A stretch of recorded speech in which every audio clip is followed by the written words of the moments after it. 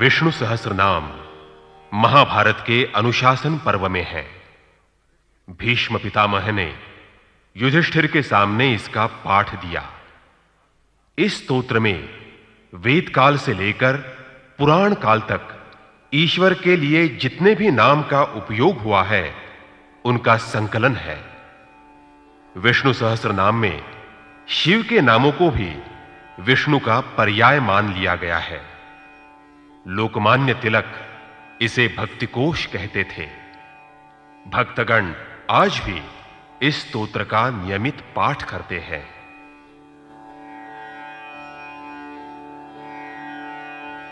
ओम नमो भगवते वासुदेवाय। ओम विष्णुर्वषट्कारो भूतभव्य भवत्प्रभुः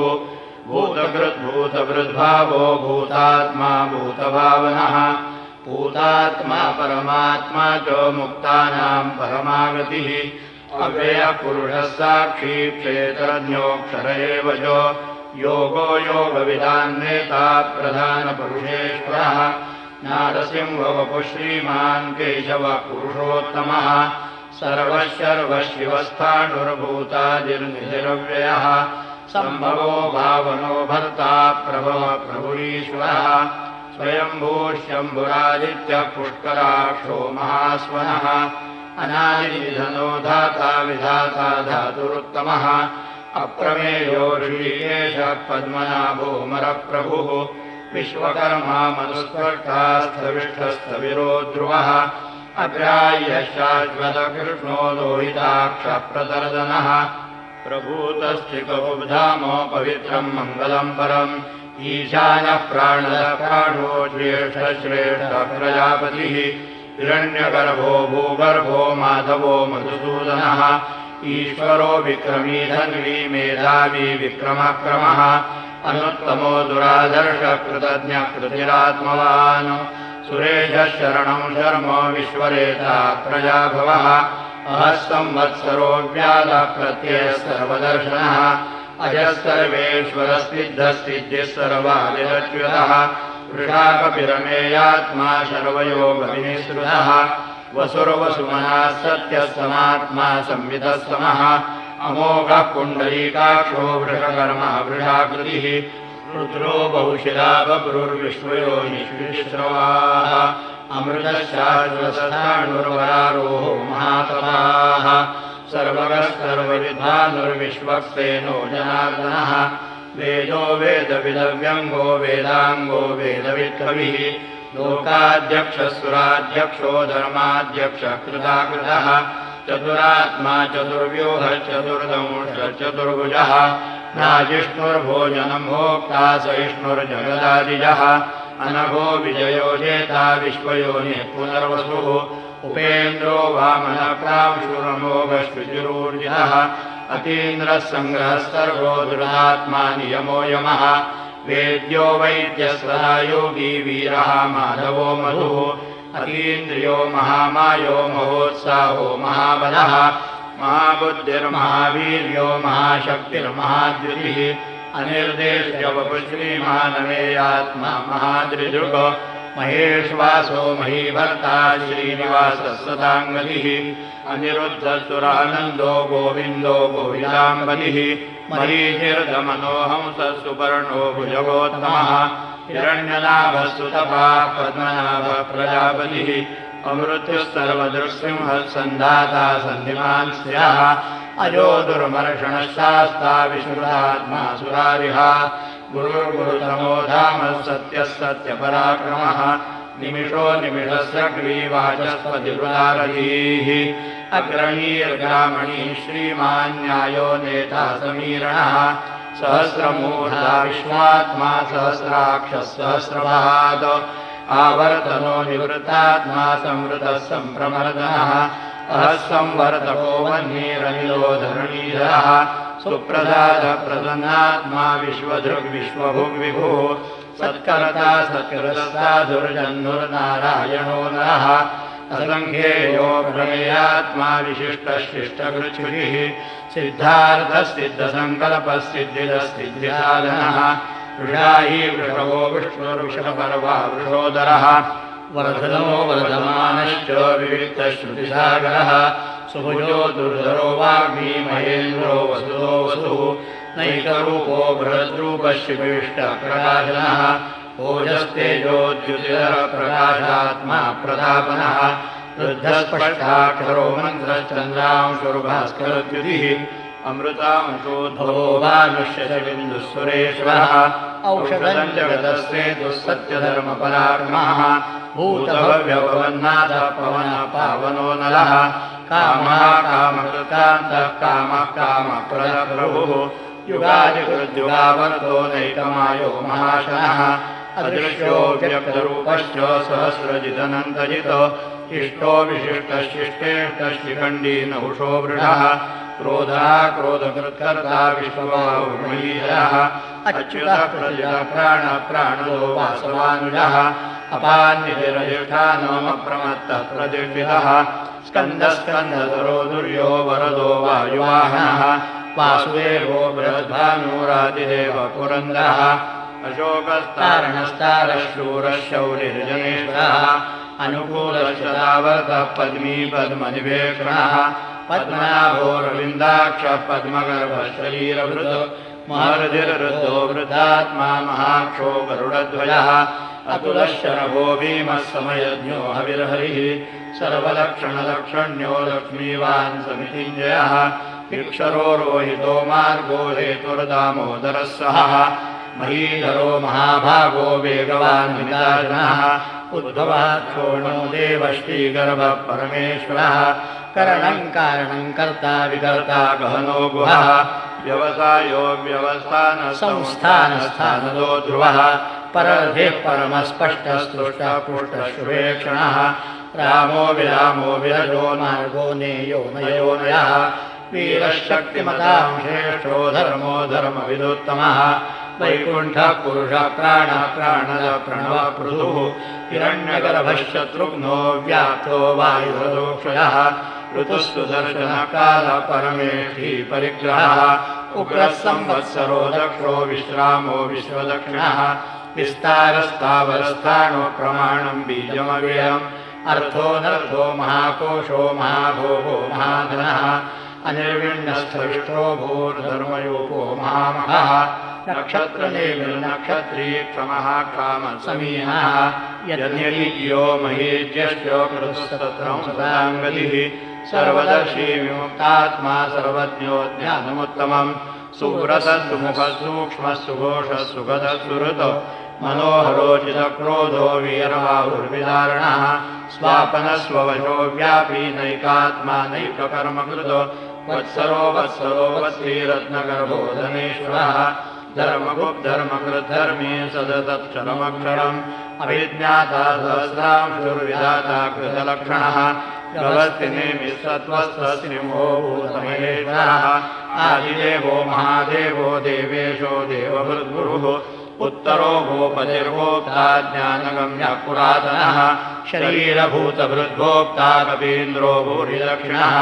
सोमपो मृतवः सोमः पुरुहित् पुरुषोत्तमः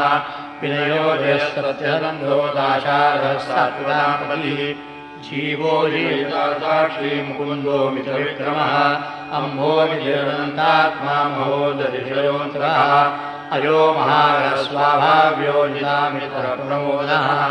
आनन्दो नन्दो सत्यधर्मः त्रिविक्रमः महर्षिः कविराचार्य कृतज्ञो मेदिनीपतिः त्रिपदस्त्रिदशाध्यक्षो महाशृङ्गकृतान्तर्गतो महावराहो गोविन्दस्वशेन कनकाङ्गली कुह्यो गभीरो गहनो गुप्तश्चक्रगदाधरः वेदास्वान्मोजितः कृष्णो द्रस्वं कर्षणोच्युतः वरुणो वारुणो वृक्षः पुष्कराक्षो महामनाः भगवान् भगानन्दी वनमादिहरायुधः आदित्यो ज्योतिरादित्यस्वैष्णोर्गतिसत्तमः सुधन्वाखण्डपरशुरदारुणो द्रविणप्रदः दिवस्पृक्सर्वदृग्व्यासो वाचस्पतिर्योगः त्रिसामासामगस्तामो निर्वाणं भेषजं विषभो सन्न्यासकृत्समश्चान्तो निष्ठाशान्तिपरायणम् शुभाङ्गश्चान्तशक्ताकुवलेशयः गोहितो गोप्रजर्गोप्ता वृषभाक्षो वृषप्रियः अनिवर्ती निवृत्तात्मा संक्षेप्ता क्षेमकृच्छिवः श्रीवत्सवक्षा श्रीवास श्रीमति श्रीमताम्बरः श्रीधर श्रीश श्रीनिवास श्रीनिधि श्रीविभावनः श्रीधर श्रीकर श्रेय श्रीमान् लोकत्रयाश्रयः स्वक्षस्वङ्गशतानन्दो नन्दिर्ज्योतिर्गणेश्वरः विजितात्मा विधेयात्मा सत्कीर्तिश्चिन्नसंशयः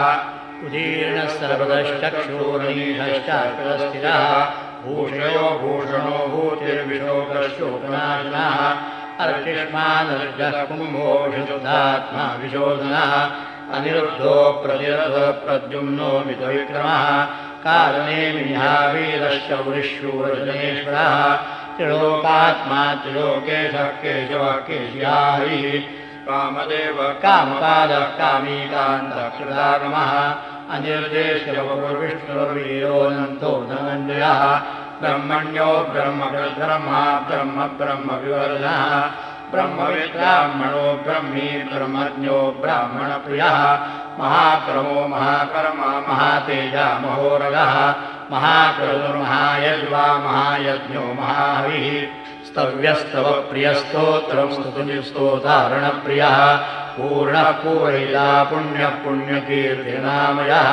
मनोजवस्तीर्थकरो वसुरेता वसुप्रदः वसुप्रदो वासुदेवो वसुर्वसुनाभिः सद्गतिः सत्कृतिः सत्ता सद्भूतिः सत्परायणः शूरसेनो यश्रेष्ठः सन्निवासस्मयामः भूतावासो वासुदेवः सर्वासु निलयो नरः दर्पः दर्पदो दृप्तो दुर्धरोधा पराजितः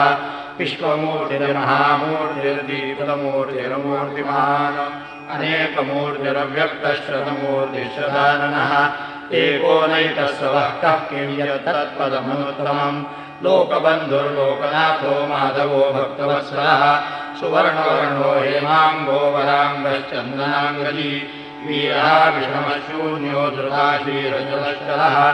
अमानी मानदो मान्यो लोकस्वामी त्रिलोकदृक् सुमेधा मेधयो धन्यः सत्यमेधाधराधरः तेजो वृषोद्युतिधरः सर्वशस्त्रभृताम्बरः प्रग्रहो निग्रहो व्यग्रो नैकशृङ्गो गदाग्रजः चतुर्मूर्तिश्चतुर्बाहुश्चतुर्व्यूहश्चतुर्गतिः चतुरात्मा चतुर्भावश्चतुर्वेदविदेकपाद समावर्तो निवृत्तात्मा दुर्जयो दुरतिक्रमः दुर्लभो दुर्गमो दुर्गो दुरावासो दुरार्यः शुभाङ्गो लोकसारङ्गः सुतन्तुस्तन्तुवर्धनः इन्द्रकर्मा महाकर्मा कृतकर्मा कृतागमः उद्भवः सुन्दरः सुन्दो रत्ननाभस्सुलोचनः अर्को वाचनशृङ्गी जयन्तः सर्वविजयी सुवर्णबिन्दुरक्षोभ्यः सर्वभागीश्वरेश्वरः महारथो महाभ्यरथो महाभूतो महानिः कुन्दः कुन्दः कुन्दः पर्जन्यः पावनो निलः अमृतांशो मृतवपुः सर्वज्ञः सर्वतोमुखः सुलभः सुव्रतः सिद्धः शत्रुजिच्छत्रुलापनः न्यक्रोधो दुम्बरोश्चत्तश्चाणूरान्ध्रनिषूदनः सहस्रार्चिः सप्तयुगः सप्तविधाः सप्तवाहनः अमूर्तिरनवोचिन्त्यो भयकृद्भयनाशनः अणुर्बृहत्कृतसूदो गुणवृन्निर्गुणो महान् अधृतस्वधृतस्वास्य प्राग्वंशो वंशवर्धनः भारभृत्कथितो योगी योगीशः सर्वकामदः आश्रमश्रमणः क्षामसुवर्णो वायुवाहनः धनुर्धरो धनुर्वेदो दण्डो दमयितादमः अपराजितः सर्वसहो नियन्ता नियमो यमः सत्त्ववान् सात्विकः सत्यः सत्यधर्मपरायणः अभिप्रायप्रियाहोर्हः प्रियकृत्प्रीतिवर्धनः विहाय सगतिर्ज्योतिः सुरुचिर्हुतभुग्विभुः रविर्विलोचनः सूर्यः सविता रविलोचनः अनन्तो हुतभुभोक्ता सुहृदो निग्रजोग्रहः अनिर्विण्णः सदामर्षि लोकाधिष्ठानमद्भुतः सनातनतमः कपिलः कपिलव्ययः स्वस्तिः स्वस्ति स्वस्ति दक्षिणः अरौद्रः कुण्डली चक्री विक्रम्योर्षितशासनः शब्दादिकः शब्दशः शिशिरः शर्वरीकरः अक्रूरः पेशलो दक्षो दक्षिणः क्षम्याम्बरः विद्वत्तमो वीतवयः पुण्यश्रवणकीर्तनः उत्तारणो दुष्कृतिः पुण्यो दुःस्वप्ननाशनः वीरः रक्षणस्तन्तो जीवनः पर्यवस्थितः अनन्तरूपोऽनन्तश्रीर्जितमन्निर्भयापहः चतुरस्रो गभीरात्मा विदिशो व्याधिरोजिषः अनादिर्भूर्भो लक्ष्मीः सुवीरो ऋषिराङ्गदः जननो जनजन्मादिर्भीमो भीमपराक्रमः आधारनिलयो धाता पुष्पः स प्रजागरः ऊर्ध्वगः सत्पदाचार प्राणदः प्रणवप्रणः प्रमाणं प्राणनिलयः प्राणभृत् प्राणजीवनः तत्त्वं तत्त्वविदेकात्मा जन्ममृत्युजरादिगः ऊर्ध्वस्वस्तरुस्तारस्तपिता प्रपितामहः यज्ञो यज्ञपतिर्यज्वा यज्ञाङ्गो यज्ञवाहनः यज्ञभृत् यज्ञकृति यज्ञी यज्ञभुवि यज्ञसाधनः यज्ञान्तकृति यज्ञकुल्यो मन्नमन्नादेव च आत्मयो निष्वयं जातो वैखानः सामगायनः देवकीनन्दनस्रष्टाक्षिलीशपापनाशनः शङ्खभृन्नन्दकीशक्लीशाङ्गधर्माकदाधरः तथाङ्गपाणिरक्षोभ्यः सर्वप्रहरणायुधः ॐ नमः